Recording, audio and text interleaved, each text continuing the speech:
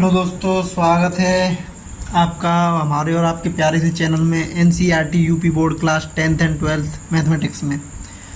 दोस्तों, लेक्चर को शुरू करने से पहले आज का जो हमारा लेक्चर है वो लेक्चर नंबर 5 है। लेक्चर को शुरू करने से पहले हम आपको मोटिवेशनल लाइन सुनाते हैं।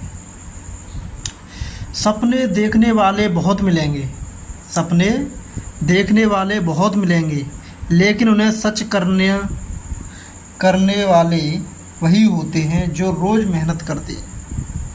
सपने देखने वाले बहुत मिलेंगे, लेकिन उन्हें सच करने वाले वही होते हैं जो रोज़ मेहनत करते हैं। तो जो बंदा रोज़ मेहनत करता है वही अपने सपनों को सच करता है। आज एक फैसला कीजिए, बहाने नहीं मेहनत करेंगे।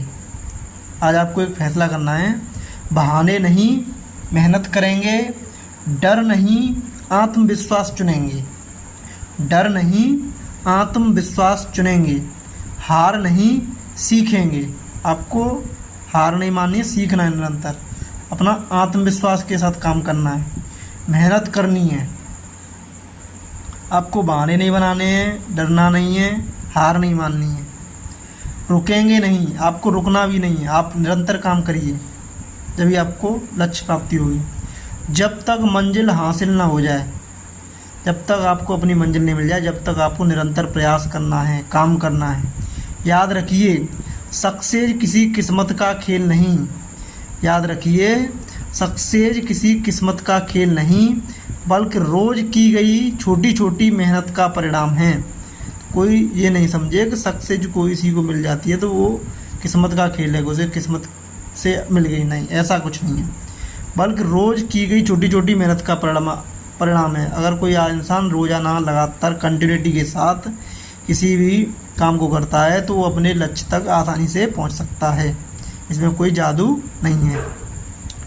चलिए दोस्तों, ये लाइन है मोटिवेशनल लाइन, आपको समझ में आई होंगी। बहुत ही प्रेरणादायक लाइन है। इन्हीं को दिमाग में रखते हुए एक नई ऊर्जा के साथ लेक्चर को शुरू करते हैं।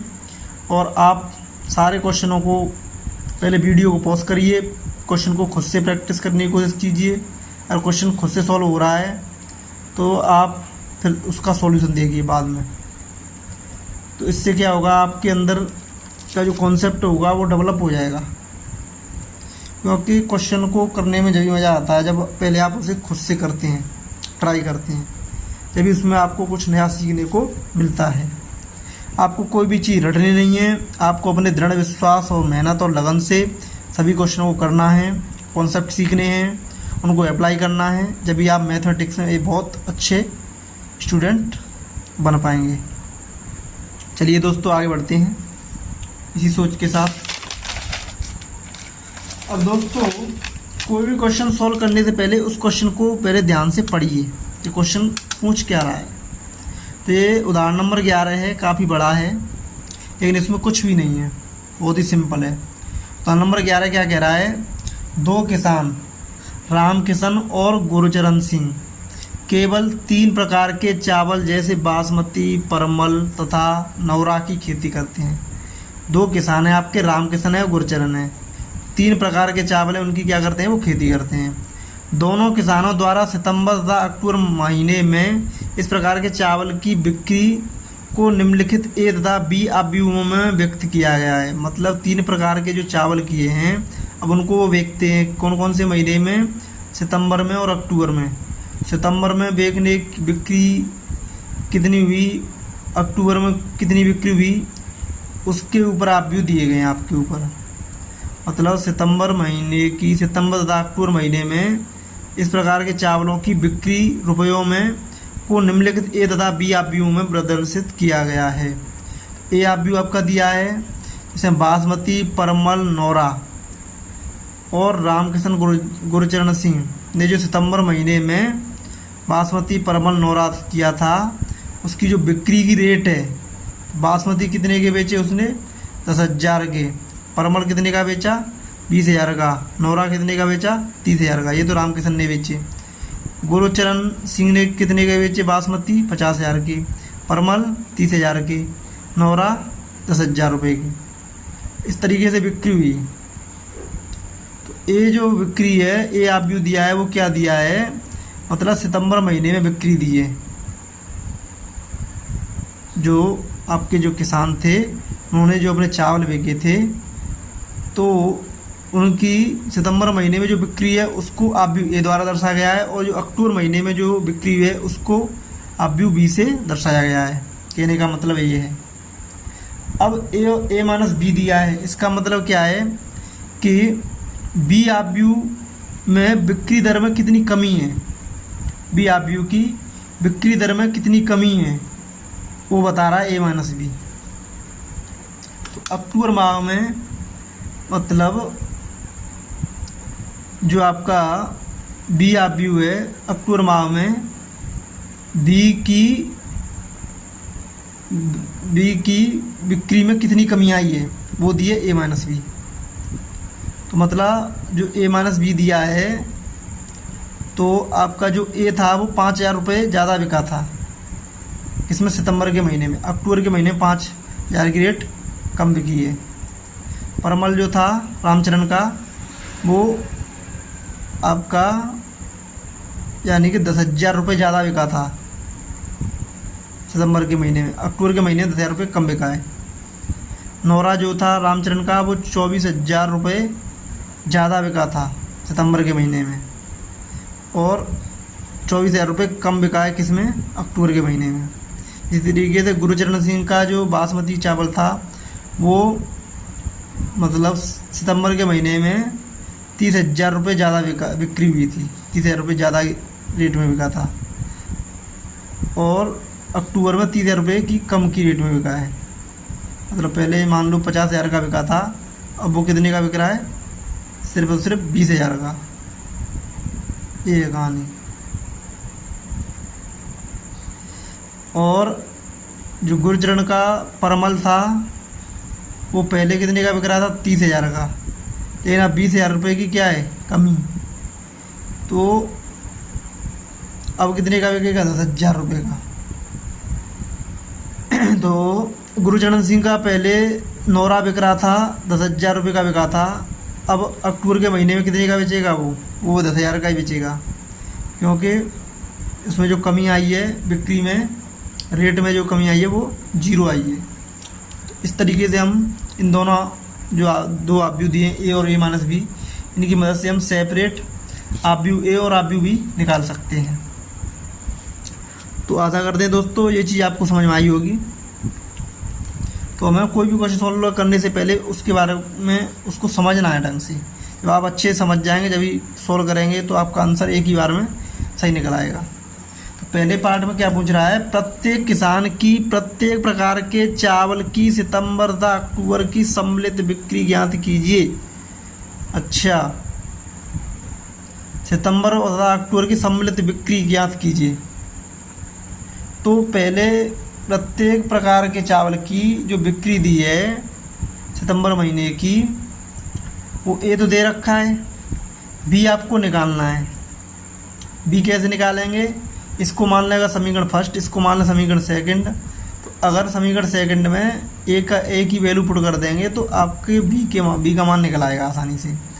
अगर बी आप भी निकल आएगा, तो आपको पूछा है इसमें क्या, प्रत्येक किसान की प्रत्येक प्रकार के चावल की सितंबर माह की जो बिक्री दी है वो आप भी ए द्वारा दी है, और ये मतलब ए आप भी हो गया। और अक्टूबर माह की सम्मिलित बिक्री दी है, वो किस में दी है, मतलब बी आप भी हो गया। तो आपको निकालना क्या है, दोनों की सम्मिलित बिक्री चाहिए।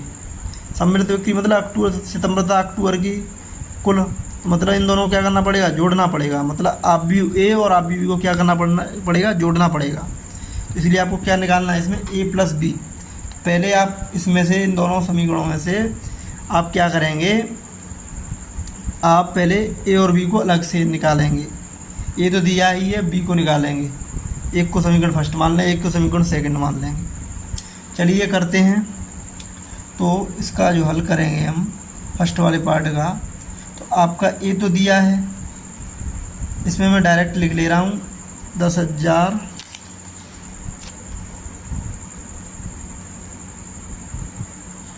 20,000 और 30,000। और फिर 50,000, परमल 30,000 का बिका था, नौरा 10,000 का। तो रामकिशन शिवचरण के जो 3 प्रकार के चावल थे वो उन्होंने कैसे बिक्री की थी सितंबर के महीने में, ये लिखा हुआ है। अच्छा, सितंबर के महीने में जो बिक्री हुई थी उसको ए आप व्यू से दर्शा दिया गया है। अक्टूबर के महीने में जो बिक्री हुई थी उसको बी आप व्यू से दर्शा दिया गया है, वो लिख रहा है उसमें क्वेश्चन में। अब इसमें दिया क्या है, तो ये इसको मान लो आप समीकरण फर्स्ट, और जो नीचे दिया है उसको मान लो समीकरण सेकंड। ए माइनस बी कितना दिया है, 5,000, यहाँ पे आपका 30,000, यहाँ पे आपका 10,000, यहाँ पे आपका 20,000, यहाँ पे आपका 24,000, यहाँ पे आपका 0।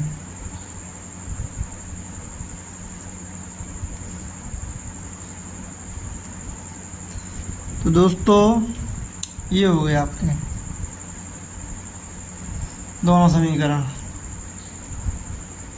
अच्छा, अब इन दोनों समीकरणों को सॉल्व करके आपको निकालना क्या है, मतलब बी आप भी निकालना है।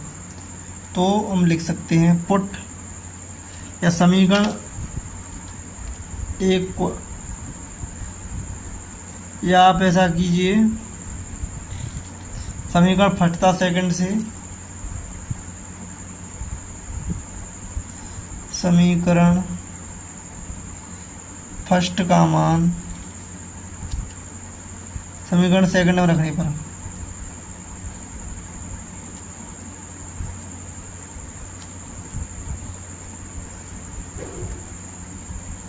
समीकरण फर्स्ट का मान मतलब ए का मान, तो यहाँ पे रखेंगे ए आप व्यू का, तो ये हो जाएगा आपका कितना, ए आप व्यू आपका दिया है ये 10,000, इसको सही कर लीजिए।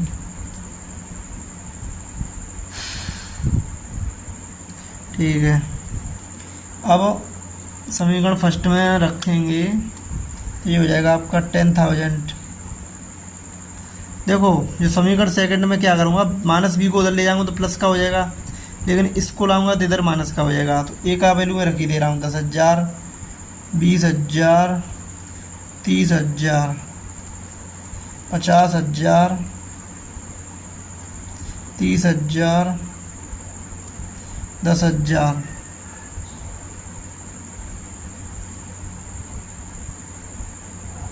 तो ये हो गया आपका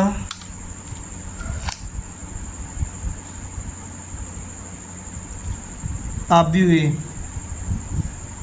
ठीक है, अब इसमें हम जो राइट हैंड साइड लिखा है समीकरण सेकंड में उसको इधर की साइड ले आएंगे तो ये यहाँ पे आ जाएगा ये माइनस कितना 5,000, 10,000 और ये आपका 24,000 और ये 30,000, 20,000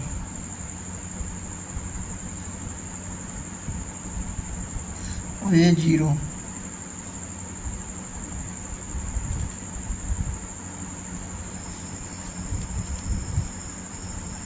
इक्वल टू आ जाएगा बी।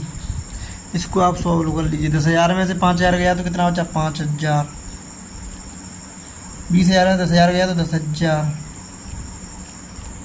30,000 में से 24,000 गया कितना 6,000, 50,000 में से 30,000 गया 20,000, 30,000 में से 20,000 गया 10,000, 10,000 में से 0 गया 10,000। तो ये काफ़ी इजी तरीके से सॉल्व करके आपका निकल आया क्या मैट्रिक्स बी मतलब व्यू बी, मतलब अक्टूबर महीने में जो बिक्री हुई थी वो निकल आई रुपयों में। अब इसमें पूछा क्या है समीकरण मतलब फर्स्ट क्वेश्चन में मतलब सितंबर महीने की और अक्टूबर महीने की सम्मिलित बिक्री चाहिए। तो सितंबर महीने की बिक्री ए हो गई ए आप व्यू, अक्टूबर महीने की बिक्री बी आप व्यू हो गई, सम्मिलित चाहिए दोनों महीने की। मतलब आप क्या कर देंगे सम्मिलित बिक्री, प्रत्येक प्रकार के चावल की सितंबर अक्टूबर की सम्मिलित बिक्री मतलब A+B लिख सकते हैं आप यहाँ पे। प्रत्येक प्रकार के चावल की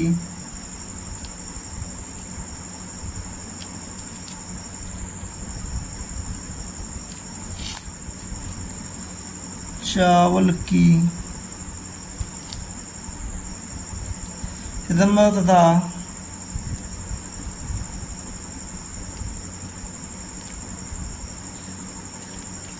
अक्टूबर की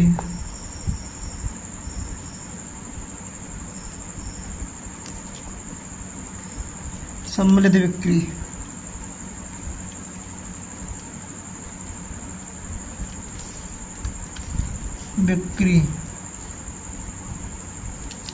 मतलब A+B। ठीक है, अब A+B जैसे ही आप करेंगे तो क्या होगा, A आप व्यू दिया है आपका, B आप व्यू दिया है, दोनों को आप जोड़ लीजिए। A आप व्यू दिया है सितंबर महीने की बिक्री, B आप व्यू दिया अक्टूबर महीने की बिक्री दोनों किसानों की। A+B करेंगे तो यहाँ पे आप लिख लीजिए 10,000, 20,000, 30,000,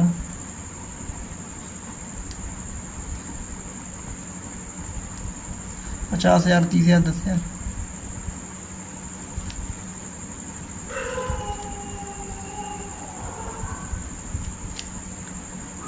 10,000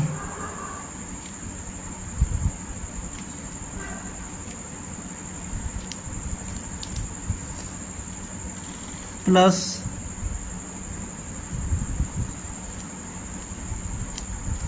B आप व्यू दिया है आपका 5,000, 10,000, 6,000।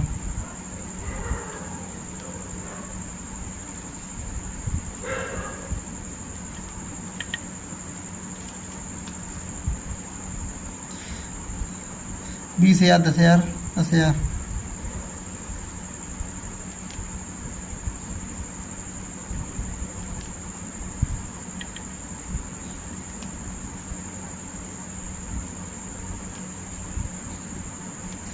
अब इन दोनों को आप जैसे ही ऐड करेंगे तो आपको कुल आप भी प्राप्त होगा 10,000 और 5,000, 15,000।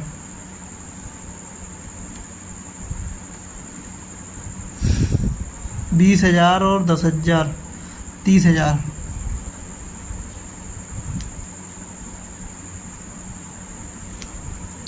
30,000 और 6,000, 36,000। 50,000 और 20,000, 70,000। 30,000 और 10,000, 40,000। 10,000 और 10,000, 20,000। ये हो गया आपका आंसर पहले वाले पार्ट का, मतलब सम्मिलित बिक्री सितंबर और अक्टूबर महीने की। ठीक है, तो ये तो हो गया पहला पार्ट। अब सेकंड पार्ट को आप पढ़िए। सितंबर की अपेक्षा अक्टूबर में हुई बिक्री में कमी। तो सितंबर की अपेक्षा अक्टूबर में हुई बिक्री में कमी, तो ये तो आपको दे ही रखा है। अक्टूबर के महीने में जितनी कमी हुई है बिक्री में वो आपकी दे रखी है A-B। तो हमें सिर्फ और सिर्फ इसको पहचानना है। तो ये क्वेश्चन सीधा सीधा आपका सेंस से हो गया। इसका आंसर ऑलरेडी दिया है, बस हमें उसकी अब लिखना है। सेकंड पार्ट लिख सकते हैं आप आसानी से डायरेक्ट।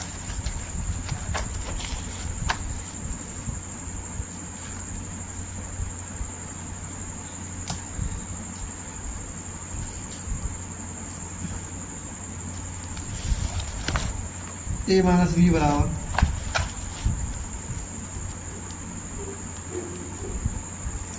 इसका आपका आंसर डायरेक्ट दिया है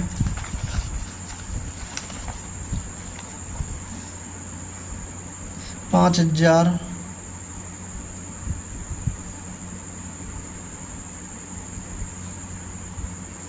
10,000, 24,000, 30,000, 20,000 जीरो।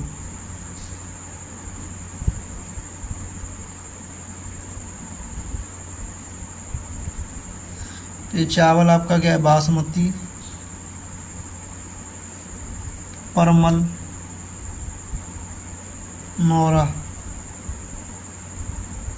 यहाँ पर रामचरण, यहाँ पे आपका गुरुचरण सिंह।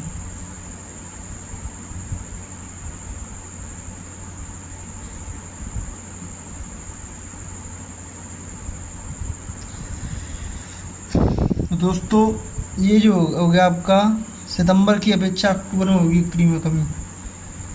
ये आपकी सितंबर की अपेक्षा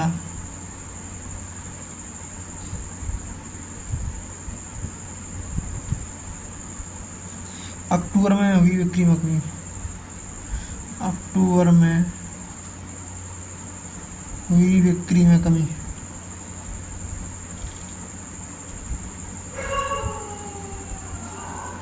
और आपके कॉन्सेप्ट दमदार हैं तो कैसा भी क्वेश्चन आ जाए आप आसानी से कर सकते हैं। ठीक है दोस्तों, अब तीसरा पार्ट देखते हैं क्या कह रहा है क्वेश्चन का। तीसरा पार्ट दिया है आपका, यह दोनों किसानों को कुल बिक्री पर 2% लाभ मिलता है। अच्छा, कुल बिक्री पर कितना मिलता है, 2% का लाभ मिलता है। तो अक्टूबर में प्रत्येक प्रकार के चावल की बिक्री पर प्रत्येक किसान को मिलने वाला लाभ ज्ञात कीजिए। तो लाभ होता है आपको 2%। तो अक्टूबर हो या सितंबर हो, जितना बिक्री हुई है उस पर लाभ कितना मिल रहा है, 2%। अगर दोनों महीने की जोड़ेंगे तो उस पर लाभ 2% निकालेंगे तो उस पर ऐसा है, उस पर ज़्यादा पैसे आ जाएंगे। लेकिन इसे पूछा क्या है, सिर्फ और सिर्फ अक्टूबर में प्रत्येक प्रकार के चावल की बिक्री पर प्रत्येक किसान को मिलने वाला लाभ। तो प्रत्येक किसान को मतलब आपका जो भी दिया है अक्टूबर में, अक्टूबर का मतलब अक्टूबर में जो बिक्री हुई थी वो कितनी हुई थी, बी आप व्यू से नोटेड है। अब बी आप व्यू के ऊपर 2% आपको मिल रहा है लाभ, तो वही आपका क्या हो जाएगा, लाभ निकल आएगा। सीधा सीधा निकाल लीजिए। प्रत्येक प्रकार की चावल की बिक्री पर प्रत्येक किसान को मिलने वाला लाभ ज्ञात कीजिए। ठीक है, अक्टूबर की बात कर रहा है तो मतलब बी आप व्यू। चलिए दोस्तों करते हैं इसको थर्ड पार्ट को सॉल्व।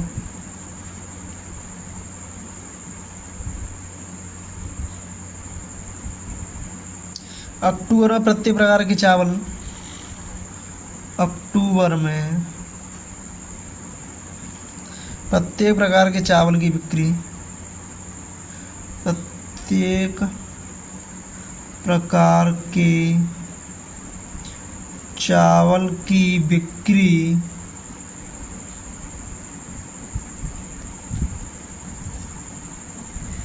पर प्रत्येक किसान को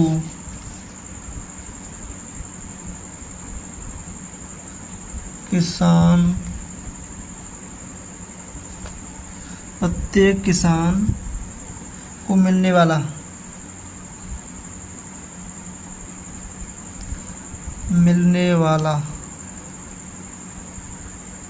लाभ हो जाएगा आपका जो बी आप व्यू है उसका 2%।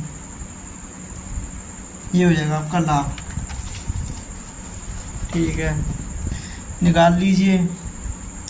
आपका जो बी आप व्यू दिया है उसका मान मैं निकाल चुका था ऑलरेडी। तो 5,000, 10,000, 6,000, 10,000 और ये आपका हो गया 6,000। ठीक है, 20,000, 10,000, 10,000, 20,000, 10,000 और 10,000। दोस्तों ये हो गया आपका बी आप व्यू का 2%, मतलब इंटू का हो गया गुणा 2% का बट्टे में 100। अब 2/100 का इस पूरे आप व्यू में कर दो गुणा, तो आप जैसे ही इसका में गुणा करेंगे तो क्या हो जाएगा, 100 से 2 जीरो कम हो जाएंगे तो 50 दूनी 100, ठीक है। इसमें 2 जीरो कम हो जाएंगे तो ये हो जाएगा 200, इसमें 2 जीरो कम मतलब 120, 2 जीरो कम मतलब 400, 2 जीरो कम मतलब 100, 200, यहाँ पे भी आपका हो जाएगा 200। तो दोस्तों ये हो गया आपका आंसर।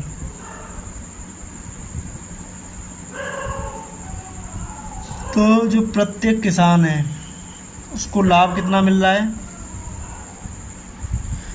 तो यहाँ पे आपका कौन सा,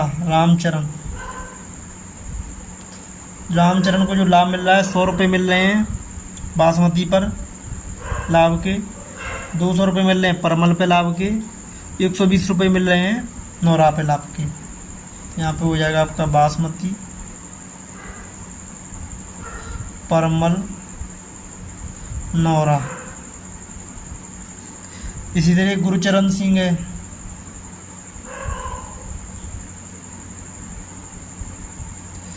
चरण सिंह, तो इसको 400 रुपये मिल रहे हैं बासमती पे, 200 रुपये में फायदा के मिल रहे हैं परमल पे, और 200 रुपये मिल रहे हैं नौरा पे। तो ये गुरचरण सिंह हो गए। तो इसमें पूछा क्या था, अक्टूबर में प्रत्येक प्रकार के चावल की बिक्री पर प्रत्येक किसान को मिलने वाला लाभ, प्रत्येक प्रकार के चावल पर प्रत्येक किसान को मिलने वाला लाभ ये ऑलरेडी निकल आया। तो ये भी हो जाएगा आपका थर्ड पार्ट का आंसर। दोस्तों आपका थर्ड पार्ट यहाँ पे हो गया ख़त्म, मतलब एक क्वेश्चन आपका हो गया सॉल्व पूरा। इस टाइप का अगर के क्वेश्चन काफ़ी बड़े होते हैं, लेंदी, लेकिन उनमें अगर समझ लें तो वो बहुत ही छोटे भी होते हैं, मतलब लिखे बड़े रहते हैं, लेकिन उनमें कॉन्सेप्ट काफ़ी ईजी होता है, उसको बस सिर्फ हमें पढ़ के समझना है और सॉल्व करना है। तो ये हो गया आपका आंसर। दोस्तों आशा करते हैं आपको ये चीज़ समझ में आई होगी। अब बढ़ते हैं हम आगे, आव्यूहों का गुणनफल।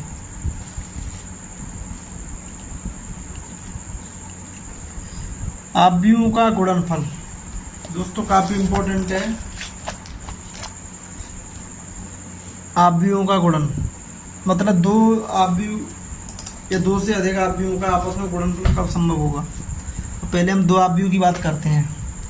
आव्यूहों का गुणन जब ही संभव होगा जब पहले आव्यूह का कॉलम दूसरे आव्यूह की पंक्ति के बराबर हो जाएगा, तभी उन दोनों आव्यूहों का गुणनफल संभव होगा। पहले का कॉलम दूसरे का रो, जब ही हो जाएगा गुणनफल आपका संभव। पहले का कॉलम दूसरे का रो,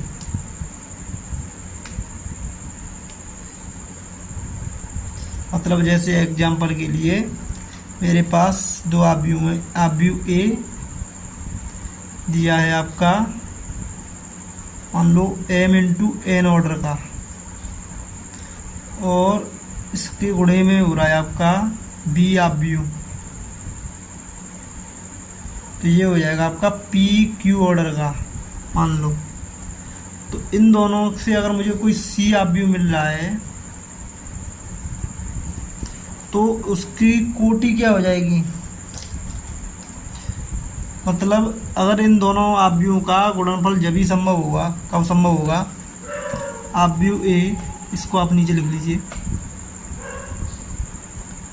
आव्यूह ए तथा आव्यूह बी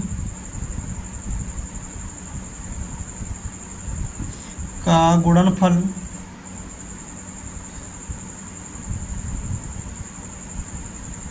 जब ही संभव होगा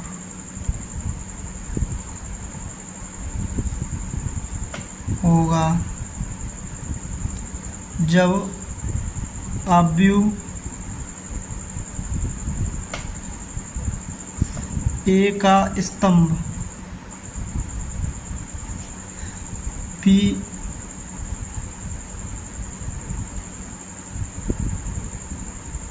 आव्यूह बी की पंक्ति के बराबर होगा।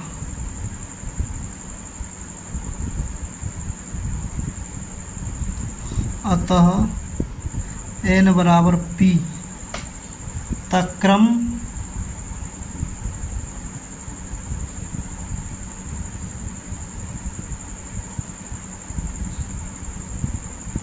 अव्यूसी का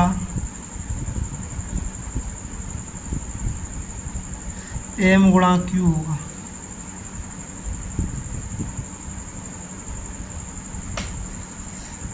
तो मतलब जो पहले अव्यूह का स्तंभ, पहले का कॉलम और दूसरे का रो,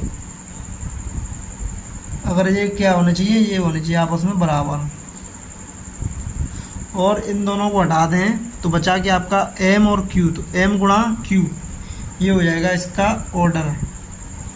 और पॉसिबिलिटी कभी रहेगी जब आपका पहले का कॉलम और दूसरे का रो बराबर हो जाएंगे, तो हमारा अव्यूह का गुणनफल संभव हो जाएगा। और जो मतलब पंक्ति या स्तंभ बराबर किए थे उनको हटा करके जो पंक्ति और स्तंभ बचेंगे उन्हीं को आपस में मल्टीप्लाई करके लिखेंगे, तो वही हो जाएगा ऑर्डर। जो हमारा मल्टीप्लाई करके जो अव्यूह आएगा उसका क्या हो जाएगा, वो ऑर्डर, मतलब क्रम। तो ये इस तरीके से हम किन्हीं भी दो अव्यूहों का गुणनफल करते हैं। तो अव्यूहों का गुणनफल करने के लिए पहले का कॉलम दूसरे का रो चेक करना होता है। अगर बराबर आ जाएं तो गुणनफल संभव है, अगर बराबर नहीं आएंगे तो गुणनफल संभव नहीं है। जो पंक्ति या स्तंभ बराबर हो जाते हैं उनको छोड़ करके जो बचते हैं उनको आपस में गुणा कर दिया जाता है, तो आपको प्राप्त हो जाता है जो भी गुणनफल से प्राप्त जो अव्यूह आएगा उसका क्रम।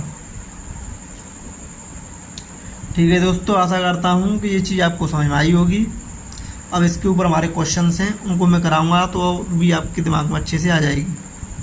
चलिए आगे बढ़ते हैं। अब क्या है, अव्यूहों के गुणन की अक्रमणीयता। ये क्या कह रहा है कि यदि ए बी और बी ए परिभाषित हों तो यह आवश्यक नहीं है कि ए बी और बराबर बी ए हो। मतलब ये कह रहा है कि अव्यूह के गुणन की अक्रमणीयता मतलब non commutative of multiplication of matrices, मतलब हम इनको कम्यूटेट नहीं कर सकते, ये कम्यूटेटिव लॉ का फॉलो नहीं करते हैं अव्यूह का जो गुणनफल है। मतलब ए बी को बी ए लिखें हम इस तरीके से नहीं लिख सकते, क्योंकि ये कम्यूटेटिव लॉ को फॉलो नहीं करता है। ए बी का मान और बी ए का मान अलग अलग आएगा, इसीलिए ये किस क्रम को फॉलो करते हैं, अक्रम विनिमयता, नॉन कम्यूटेटिव। ये चीज़ आपको ध्यान रखनी चाहिए, ये काफ़ी इंपॉर्टेंट है। ये छोटी छोटी चीज़ें कंपटीशन में पूछ लेता है और बोर्ड के मतलब पॉइंट ऑफ व्यू से भी अच्छा आपके बेस को मजबूत करेगा, इसलिए मैंने सारी चीज़ें ली हैं, कोई भी चीज़ छोड़ी नहीं है, इससे आपको कोई प्रॉब्लम ना हो। चलिए आगे बढ़ते हैं। और इन सारी चीज़ों की जो भी प्रैक्टिकल जो नॉलेज है वो आपके क्वेश्चन को लगाएंगे, आपको सारी हो जाएगी। क्योंकि जब भी से मैं क्वेश्चन सॉल्व कराऊंगा तो एक बार ए बी करवाऊंगा सॉल्व, एक बार बी ए करवाऊंगा, तो वहाँ पे आप देखेंगे दोनों की वैल्यू क्या आ रही है, अलग अलग। चलिए आगे बढ़ते हैं। अब क्वेश्चन नंबर, उदाहरण नंबर है आपका 12। उदाहरण नंबर 12 क्या कह रहा है, यदि ए इक्वल टू दिया है 6923 तथा बी इक्वल टू 26798 है तो ए बी ज्ञात कीजिए। ठीक है, तो दोस्तों ए बी ज्ञात करने के लिए क्या करना होगा, अव्यूह ए की कोटि कितनी है,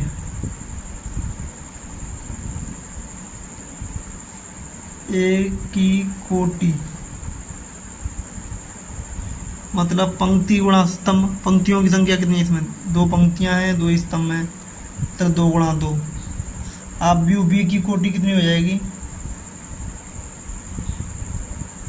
इसमें मान लो ये कॉमा लगे हैं, तो 2 पंक्तियां और 3 स्तंभ, कितना हो गया 2 गुणा 3। अब व्यू बी की कोटि,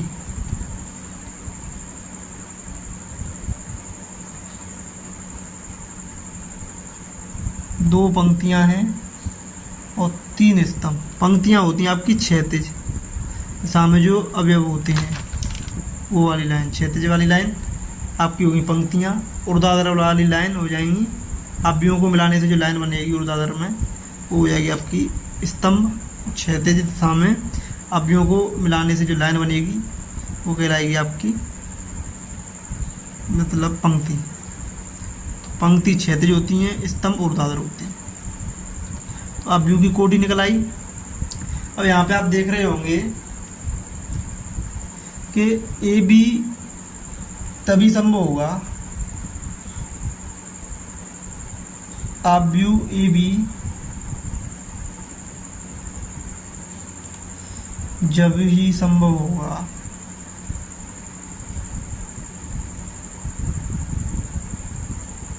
जब अवयव ए का स्तंभ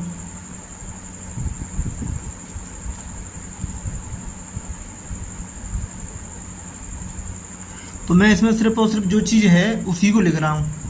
जैसे अपने दिमाग से आप सोच समझ के लिख सकते हैं ये सारी चीज़ें, क्योंकि आपको बोर्ड के एग्ज़ाम देने हैं, तो बोर्ड के एग्ज़ाम में आपको सारी चीज़ें लिखनी पड़ती हैं। जो भी आप ऑपरेशन करते हैं, जो भी कॉन्सेप्ट यूज कर रहे हैं, वो सारी चीज़ें लिखनी पड़ती हैं, चाहे आप फॉर्मूला यूज करें कुछ भी। इससे क्या है कि आपका पॉजिटिव इफेक्ट पड़ता है एग्जामिनर के ऊपर। एग्जामिनर समझ आता है कि ये बच्चा मतलब हर चीज़ तैयार किया करके आया है। जब ही संभव होगा जब अवयव ए का स्तंभ अवयव बी की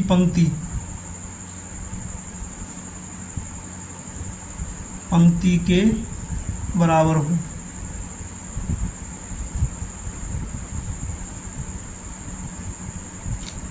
तो अवयव ए का स्तंभ, स्तंभों की संख्या कितनी है, स्तंभों की संख्या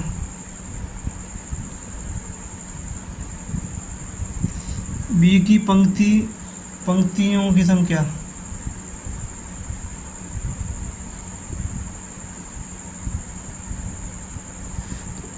स्तंभों की संख्या कितनी हो गई 2, पंक्तियों की संख्या कितनी होगी 2। ये क्या है आपस में बराबर, इसीलिए इसका गुणनफल क्या है संभव। जैसे आप डायरेक्ट लिख सकते हैं ए बी ज्ञात करना है, ये तो मैंने इस तरीके से लिख दिया है, लेकिन ये तो जैसे कि मैंने पहली बार समझा रहा हूँ, तो आप इस तरीके से लिख सकते हैं अगर आपके पास टाइम बचता है तो। अगर आपके पास एग्जाम को सॉल्व करने में टाइम नहीं बचता है, टाइम की कमी है, तो आप डायरेक्ट भी लिख सकते हैं। जैसे कि ए दिया है आपका 6923, तो इसकी कोटि कितनी हो जाएगी 2 पंक्तियां 2 स्तंभ 2 गुणा 2। इसकी बी कितना हो जाएगा 260798, 2 पंक्तियां और 3 स्तंभ, मतलब ये आपस में क्या है बराबर। पहले का स्तंभ दूसरे की पंक्ति, पहले का स्तंभ दूसरे की पंक्ति, ये आपस में बराबर है। अब इन जो बराबर हैं उनको निकाल दीजिए, बचेगा क्या 2 और 3, इनको गुणा करके आप लिखेंगे तो ये कोटि निकल आएगी। आप भी जो ए बी के प्रोडक्ट से जो आप भी निकल आएगा उसकी, इन दोनों का आप गुणनफल कर लीजिए। गुणनफल जो हमेशा होता है वो पंक्ति और स्तंभों में होता है, तो पहले की पंक्ति दूसरे के स्तंभों में आपस में गुणा कर दीजिए, मतलब पहली पंक्ति का गुणा पहले स्तंभ में करके करेंगे तो बीच में प्लस का साइन करके आप उसका टोटल वैल्यू निकाल लीजिए। जैसे आप करेंगे तो 6 2 जा 6 दूनी 12 9 7 63, इस तरीके से। अब 6 का 36 और 9 नाम 81,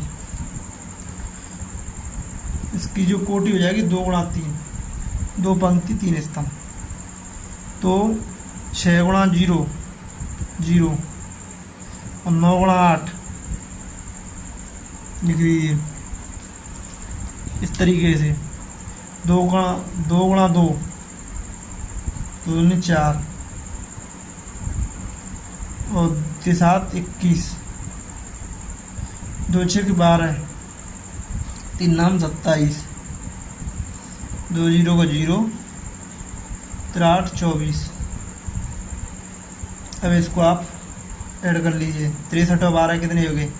75, 36 और 81 117, 9 8 72, 21 और 4 25, 27 और 2 29 और 10 39 और ये 24। इस तरीके से जो गुणनफल से आपको जो ए बी प्राप्त हुआ है, ए बी का मान आ गया ये। इसकी पंक्तियाँ कितनी? 2, स्तंभ कितना है? 3। इस तरीके से इसका क्या हो जाएगा? गुणनफल।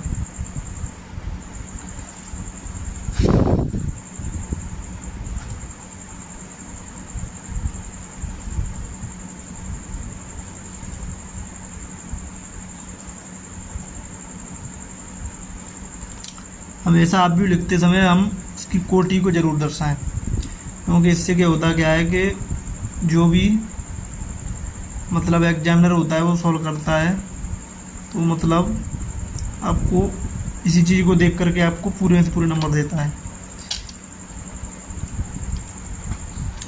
क्योंकि उसे लगता है कि बंदे ने दिमाग से सॉल्व किया है। ठीक है दोस्तों, इस तरीके से ये हो गया आपका क्वेश्चन नंबर 12 सॉल्व। इसमें ए बी ही निकालना था आपको। अब आगे बढ़ते हैं उदाहरण नंबर 13 की तरफ।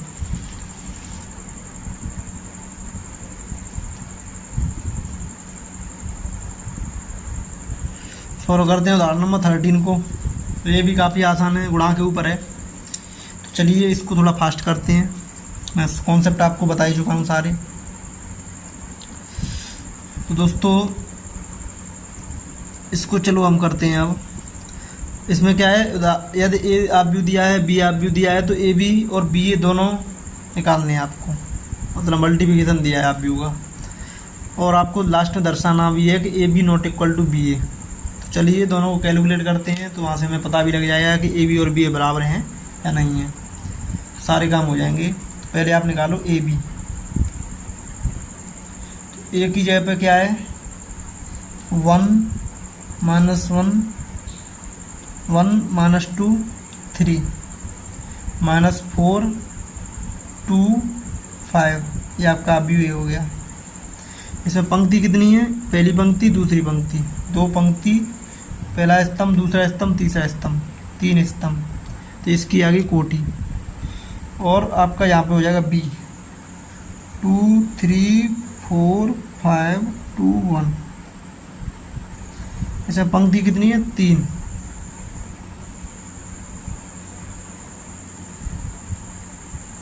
और स्तंभ कितने हैं? 2, 1 2। तो दोस्तों अब मैं इसका गुणा कर रहा हूँ। इसमें लिख लीजिए ए बी का गुणनफल जब भी संभव होगा,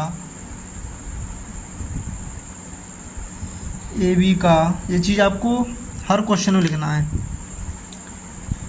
गुणनफल जब भी संभव होगा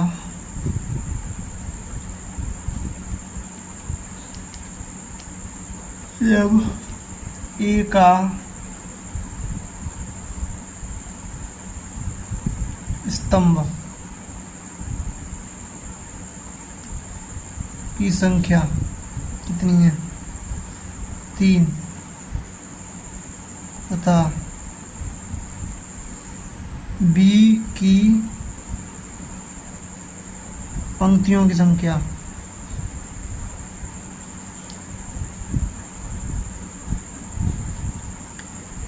3 जो कि बराबर हैं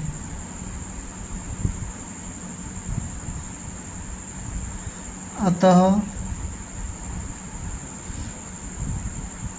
ए तथा बी का गुणनफल संभव है।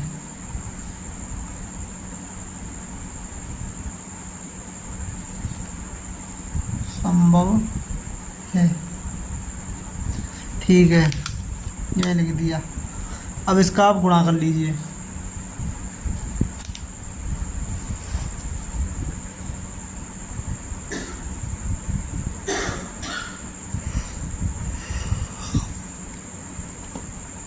तो हम क्या करेंगे, गुणा में क्या करते हैं, पंक्ति इंटू स्तंभ। अब जो चीज़ इसमें बराबर है उसको छोड़ दीजिए, बचा कितना, 2 2। मतलब इसका जो कोटि निकल के आएगी वो कितनी हो जाएगी, 2/2 की कोटि बराबर हो जाएगी इसकी 2 गुणा 2 ए बी की। तो ए बी बराबर जो आपका निकलेगा, तो आपका 1 इंटू 2 कितना हो गया, 2, माइनस 2 इंटू 4 माइनस के 8, 3 इंटू 2 6। अब इसका पंक्ति फिर स्तंभ, 1 इंटू 3 3, माइनस 2 इंटू 5 माइनस 10, 3 1 जा 3,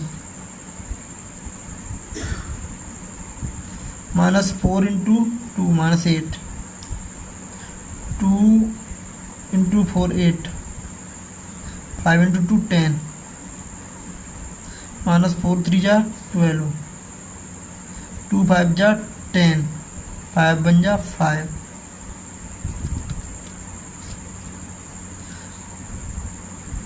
कोटि कितनी निकल के आई है, 2/2 की।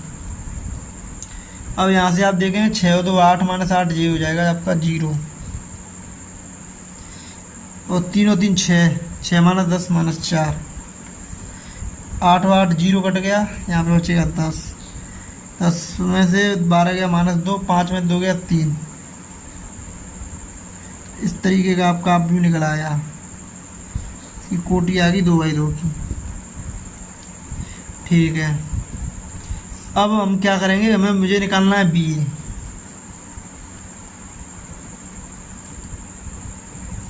तो पहले आप बी लिख लीजिए, 2 3 4 5 2 1।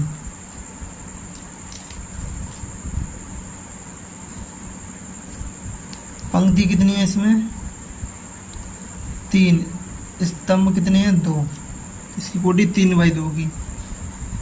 ए को लिख लीजिए, 1 माइनस 2 3 माइनस 4 2 5, 2 पंक्ति 3 स्तंभ, 2 पंक्ति 3 स्तंभ। तो इसमें पहले का कॉलम, दूसरे का रो। अब व्यू बी का स्तंभ कितना है, 2, बराबर आप व्यू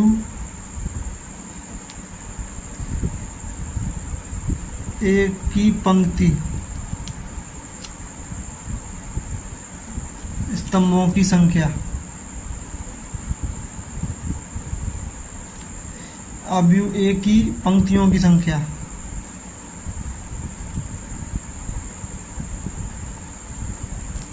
दो बराबर हैं, अतः b गुणा a संभव है। कोटि कितनी हो जाएगी, जो बराबर है उसको निकाल देंगे तो 3 गुणा 3 की हो जाएगी कोटि। चलिए करते हैं सॉल्व।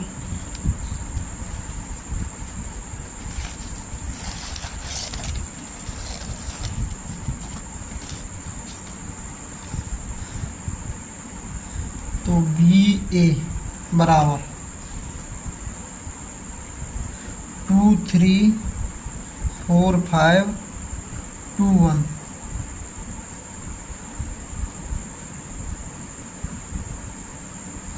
वन माइनस 2 3 माइनस 4 2 5,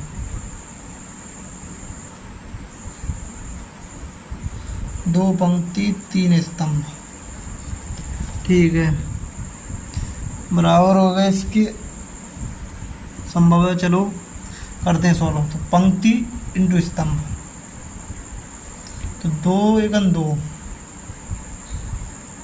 और 3 चको 12 माइनस के 12, फिर 2 दूनी 4, 3 दूनी 6, तो 3 6, तो 5 15। अब 4 एकन 4 मतलब पंक्ति इंटू स्तंभ, 5 चक 20, 4 दूनी 8, 5 दूनी 10, 4 तिया 12, 5 25, और 2 एकन 2, 4 एकन 4, 2 दूनी 4, 2 एकन 2, 2 तिया 6, 5 एकन 5। दोस्तों ये हो गया इसका मल्टीप्लिकेशन। इसकी कोटि कितनी आएगी? 3 गुणा 3। इसको आप सॉल्व कीजिए। 2 में से 10, 12 गया माइनस के 10, 6 में से 4 गया 2, 15 6 21, 4 में से 20 गया माइनस के 16, माइनस 8 प्लस 10 करेंगे 2 बचेगा, 12 और 25 37, 2 में से 4 गया माइनस के 2, माइनस 4 प्लस 2 माइनस के 2, 6 और 5 11। इस तरीके से ये आ गया आपका 3/3 का अवयव। तो आपने बी ए भी निकाल लिया और ए बी भी निकाल लिया।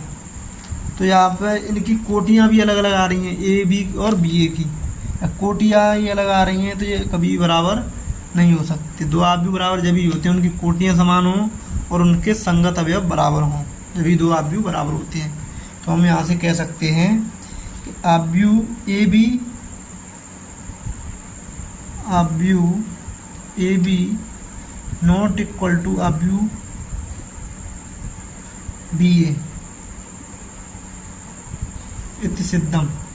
ये हमारा क्या हो गया? इति सिद्धम।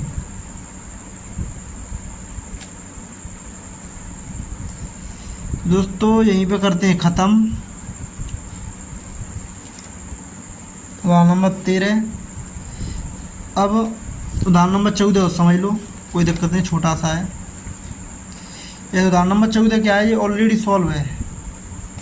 उदाहरण नंबर 14, यदि ए अवयव दिया है इतना और बी अवयव दिया है 0 1 1 0 है, तो ए बी निकालेंगे आप।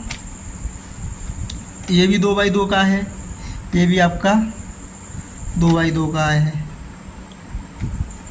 तो ये दोनों क्या है? बराबर। पहले का स्तंभ दूसरे की पंक्ति बराबर है। तो इनको छोड़ करके आपका 2/2 का अवयव प्राप्त होगा ए बी के गुणनफल से।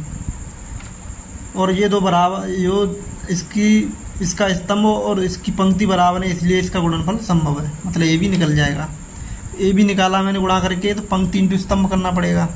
पंक्ति इंटू स्तंभ, तो 1 × 0 0 और 0 × 1 0। तो ए बी का कितना माना गया? पहला वाला अवयव 0। दूसरे अवयव के लिए पहले की पंक्ति, दूसरे का दूसरा स्तंभ, 1 × 1 1, 0 × 0 0, तो ए आ जाएगा 1। इस तरीके से हम दूसरी पंक्ति का पहले स्तंभ फिर दूसरे स्तंभ में करेंगे, तो आपके अवयव निकल आएंगे। तो 0 × 0 -1 × 1 -1, तो ये भी कितना आ रहा है? -1। 0 × 0 0, -1 × 0 0, तो इसका उत्तर कितना आ गया? 0। तो आपका ए बी 0 1 -1 0 आ जाएगा। इस तरीके से आप बी ए करेंगे, इसमें भी आपका चेंज करेंगे। तो 2 पहले का, मतलब पहले का स्तंभों की संख्या 2, दूसरे की पंक्तियों की संख्या 2, मतलब बराबर हो गए। तो यहाँ से भी आपका 2/2 के हैं, तो इसमें भी 2/2 का अवयव प्राप्त होगा। इस तरीके से तो बी ए करेंगे तो बी की पंक्ति, ए का स्तंभ, ठीक है। तो 0 का गुणा 1 में करेंगे तो 0, और 1 का गुणा 0 में करेंगे तो 0, ठीक है, 0 हो गया। अब इस तरीके से 0 × 0 0, 1 × -1 -1, ठीक है। इस तरीके से 1 इंटू 0, 1 इंटू 1 1, 0 इंटू 0 0 तो 1। फिर करेंगे 1 इंटू 0 0, 0 इंटू -1 0, इसका उत्तर आ गया 0। इस तरीके से आपका बी ए भी निकल आया। कोटि आपका जो बचेगा 2 बराबर हो जाएंगे, 2 बचेंगे तो 2/2 के ऑर्डर आ जाएंगे दोनों के। तो यहाँ से हम देखते हैं ए बी और बी ए क्या हैं, बराबर नहीं आए हैं। ए बी और बी ए क्या हैं, बराबर नहीं आए हैं। अतः आव्यूह गुणन क्रम विनिमेय नहीं होता है। आव्यूह का जो गुणनफल है वो क्रम विनिमेय नहीं होता है। मतलब क्रम विनिमेय कुछ कंडीशन हो भी सकता है और नहीं भी हो सकता है, इसे हम कह नहीं सकते। इसका मतलब 100% बात ये सही नहीं है। टिप्पणी, इसका तात्पर्य यह नहीं है कि ए तथा बी आव्यूहों के उन सभी युग्मों के लिए जिनके लिए ए बी तथा बी ए परिभाषित हैं, A B not equal to B A. ये बात 100% सत्य नहीं है। ऐसा भी हो सकता है कि ए बी बराबर बी ए भी आ जाए, ये भी हो सकता है। और ये भी हो सकता है कि ए बी बराबर बी ए ना आए। तो आव्यूह का जो गुणन होता है वो क्रम विनिमेय नहीं होता है। कभी कभी क्रम विनिमेय हो भी सकता है और नहीं भी हो सकता है, दोनों चीज़ें। तो इसीलिए मैंने ये चीज़ें आपको बताई हैं। ये नहीं देख के आपने उसमें टिक कर दिया सीधा सीधा। क्वेश्चन में पूछा है कि बताओ 2 आव्यूह दिए, ये दोनों का गुणनफल करना है, इन दोनों का गुणनफल संभव है, तो क्या ये क्रम विनिमेय होंगे? तो उनको आपको गुणा करके चेक करना है, जब भी आप कह सकते हैं, ऐसे नहीं। तो चलिए आगे बढ़ते हैं, समझते हैं। उदाहरण के लिए यदि ए इक्वल टू दिया है आपने 1002, बी इक्वल टू 3004, तो ए बी बराबर क्या है, बी ए बी बराबर बी ए हो जाएगा। ठीक है, तो उत्तर आएगा 3008। ध्यान दीजिए कि समान कोटि के विकर्ण आव्यूहों का गुणन क्रम विनिमेय होता है। तो इस चीज़ के लिए क्रम विनिमेय सही है। बाद बाकी ये जो है बाद बाकी कंडीशन के लिए क्रम विनिमेय नहीं होता है। तो अगर कोई जनरली पूछे 2 आव्यूहों का गुणनफल क्रम विनिमेय होता है कि नहीं होता है, तो हम कहेंगे क्रम विनिमेय हो भी सकता है और नहीं भी हो सकता है। वो डिपेंड करेगा। अगर आपका आव्यूह जो दिया है वो विकर्ण आव्यूह नहीं है तो वो क्रम विनिमेय नहीं होगा। अगर विकर्ण आव्यूह दिया है तो वो क्रम विनिमेय होगा। इस तरीके से सोच समझ के आपको जवाब देना है, ऐसे ही नहीं। तो ध्यान दीजिए कि समान कोटि के विकर्ण आव्यूहों का गुणन क्रम विनिमेय होता है, अगर समान कोटि के हैं तो। चलिए इस नीचे वाली बात को और समझते हैं। 2 शून्येतर आव्यूहों के गुणनफल के रूप में शून्य आव्यूह क्या होता है, ये चीज़ चलो देखते हैं। हमें ज्ञात है कि 2 वास्तविक संख्याओं ए और बी के लिए ए बी बराबर 0 दिया है। इसका अर्थ ये हो जाता है ए इक्वल टू 0 होगा या अथवा बी इक्वल टू 0, तभी हमारा उत्तर कितना आ रहा है, 0। ये वास्तविक संख्याओं के रूप में चलता है। किंतु आव्यूहों के लिए अनिवार्य नहीं है, अनिवार्य सत्य नहीं होता है। अगर 2 आव्यूहों का गुणनफल 0 है तो मैं ऐसे नहीं कह सकते ए आव्यूह को 0 होना पड़ेगा या बी आव्यूह को 0 होना पड़ेगा। ऐसा भी हो सकता है कि आव्यूह ए भी 0 ना हो, आव्यूह बी भी शून्य आव्यूह नहीं है, तब भी उनका गुणनफल आपका क्या आ जाए, शून्य आव्यूह। तो ऐसा भी हो सकता है। तो हम डायरेक्टली वास्तविक संख्याओं के हिसाब से नहीं बोल सकते। इसके लिए हमें थोड़ा मतलब चिंतन करना पड़ेगा, दिमाग को लगाना पड़ेगा अच्छे से। ठीक है, तो ये बात आपकी समझ में आ गई होगी। ये भी आप अपना जब भी एग्जाम्पल सॉल्व करेंगे, क्वेश्चन सॉल्व करेंगे, तो आपके दिमाग में ये बात भी आ जाएगी। तो आव्यूहों का जो गुणनफल है वो क्रम विनिमेय नहीं होता है। कुछ कंडीशन में वो क्रम विनिमेय हो भी सकता है और कुछ में नहीं भी हो सकता है। तो आपका अगर समान कोटि के विकर्ण आव्यूह हैं तो उनका जो गुणन होता है वो क्रम विनिमेय होता है। इस चीज़ को ध्यान रखना है। सिर्फ उसी के केस में क्रम विनिमेय होगा गुणनफल, जब आपके विकर्ण आव्यूह होंगे समान कोटि के। 2 शून्येतर आव्यूहों का गुणनफल शून्य आव्यूह आ भी सकता है और नहीं भी आ सकता है। ये चीज़ भी आपको ध्यान रखना है। ऐसा नहीं है कि बाध्य संख्याओं का गुणनफल 0 है तो उसमें a 0 होगा, b 0 होगा, इनमें से एक न एक 0 होगा। इसमें ऐसा नहीं है। इसमें दोनों शून्य नहीं हो आव्यूह, तब भी उनका गुणनफल कितना आता है, शून्य आव्यूह आ जाता है। तो ये हम क्वेश्चन सोल्व कराएंगे, जब आपको बताएंगे तो आपके दिमाग में और अच्छे से आ जाएगी। चलिए आगे बढ़ते हैं, उदाहरण नंबर 15 करते हैं। चलिए बहुत ही सिंपल है। ए बी का मान ज्ञात करना है। दोस्तों ए बी के मान के लिए क्या करेंगे, ए का मान लिख लीजिए 0 - 1 0 2 और बी का लिख लीजिए 3 5 0 0। अब दोस्तों इसकी कोटि 2 पंक्ति 2 स्तंभ, 2 पंक्ति 2 स्तंभ, कोटियाँ क्या हैं, बराबर हैं। पहले का स्तंभ दूसरे की पंक्तियों की संख्या, पहले के स्तंभों की संख्या दूसरे की पंक्तियों की संख्या क्या है, बराबर। मतलब इसका गुणन क्या है, संभव है। और कोटि कितनी हो जाएगी, आव्यूह ए के स्तंभों की संख्या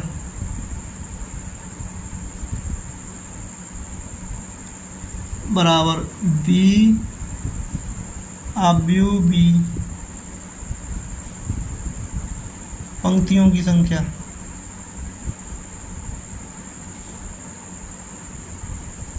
क्या है, बराबर है। अतः ए बी संभव है। कोटि कितनी हो जाएगी, 2 × 2, जो बराबर है उनको छोड़ देंगे तो कितना बचेगा, 2 × 2। तो चलिए इसका गुणा कर लीजिए आप आसानी से। 0 × 3 0 -1 × 0 0, 0 × 3 0, 0 × 3 0 -1 × 0 0, 0 × 5 0 और -1 × 0 0। ठीक है, ये भी 0 आ गया। अब यहाँ से 0 × 3 0, 2 × 0 0, 0 × 5 0, 2 × 0 0। मतलब आपका 2/2 का शून्य आव्यूह आ गया। क्या हो गया, शून्य आव्यूह। तो अतः 2 आव्यूहों का गुणनफल एक शून्य आव्यूह है, तो आवश्यक नहीं है कि उनमें से कोई एक आव्यूह अनिवार्यतः शून्य आव्यूह है। तो ये कोई ज़रूरी नहीं है। उसमें मतलब वो आव्यूह 0 हो तब भी उसका मान 0 आएगा, और हो सकता है कि वो दोनों आव्यूह नॉन जीरो दिए हों तब भी उनका मान 0 आ सकता है। तो इसमें कोई भी फिक्स नहीं है। तो आव्यूहों को अलग तरीके से सोचिए और बाध्य संख्याओं को अलग तरीके से, अभी आपके क्वेश्चन सही होंगे। तो आपका जो डाउट होगा वो क्लियर हो गया होगा, आशा करते हैं दोस्तों। अब हम आव्यूह के गुणधर्म, आव्यूह के गुणन के गुणधर्म, इनको समझ लीजिए। आव्यूह के गुणन के गुणधर्म क्या हैं, properties of multiplication of matrices. मतलब आव्यूह हमेशा साचार नियम का फॉलो करता है। ऐसे 2 आव्यूहों का गुणा पहले कर लिया, फिर सी को छोड़ दिया, फिर हमने ए को छोड़ दिया, बी सी का गुणा कर लिया, इसका उत्तर क्या आएगा, बराबर आएगा, कोई दिक्कत नहीं है। वितरण नियम को फॉलो करता है। ए का गुणा अगर बी प्लस सी में करेंगे तो ए बी प्लस ए सी लिख सकते हैं आसानी से। ए प्लस बी इंटू सी लिखेंगे तब भी इस तरीके ए सी इंटू बी सी लिख सकते हैं, कोई दिक्कत नहीं है। गुणन के तत्समक का अस्तित्व। प्रत्येक वर्ग आव्यूह के लिए समान कोटि के एक आव्यूह आई का अस्तित्व इस प्रकार होता है कि आई ए बराबर ए आई इक्वल टू ए। तो जो आई यहाँ पे हो जाता है वो क्या होता है, गुणन का तत्समक आव्यूह आई। तो ए की जो कोटि होगी वही आई की कोटि होगी, इतना आप ध्यान रख सकते हैं दोस्तों। इसकी जो गुणधर्म है आव्यूह के गुणन के वो काफ़ी ईजी हैं, इनको आप आसानी से समझ सकते हैं। अब इसके ऊपर रह गए क्वेश्चन, इन क्वेश्चनों को मैं नेक्स्ट लेक्चर में कराऊंगा क्योंकि लेक्चर हो गया काफ़ी बड़ा। तो आज हम यहीं पे समाप्त करते हैं। अगर आपको हमारी वीडियो पसंद आए तो आप हमारी वीडियो में